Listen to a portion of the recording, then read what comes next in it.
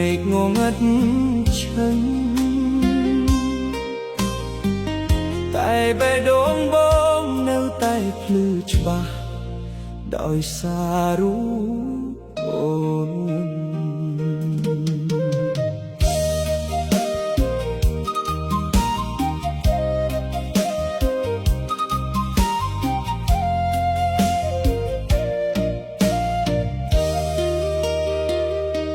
សំឡឹងមើលមេឃញាត្រីកាលដ៏ស្ងាត់ជ្រងំកាយរីបាយជុំតែរូបបងនៅឯកាខ្យល់បក់រវិចនន់រមងាមកដល់កាយាអបខ្លួនឯងក្រោមពន្លឺខែចាចាំអូនត្រឡប់វិញទូរស័ព្ទនៅក្នុងដៃមិនដឹងត្រូវខលទៅអ្នកណាលេខដែលធ្លាប់ខលរាល់ដងពេលនេះលែងមានន័យមានតែរូបថតចាស់ចាស់ជំនួសមុខមាសមេថ្លៃអង្គុយមើលទាំងទឹកភ្នែកហូរស្រក់ដបដងហើមធំម្នាក់ឯងយប់នេះនឹកអូនអ្នកឯងដឹងទេប្រលឹងបងស្ទើរតែឈួតហើយ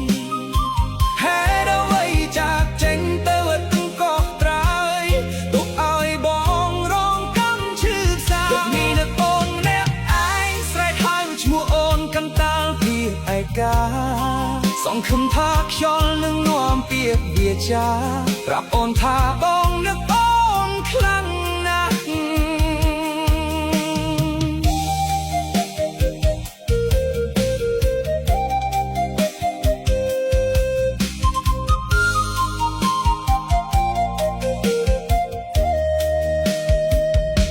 ជាយាមថ្មេកភ្នែកបងខំចិត្តឲ្យកេងលុកតែចិត្តវានៅតែគិតអន្ទះអន្តែងរោគតែស្រីបន្ទប់ដ៏ធំមួយនេះ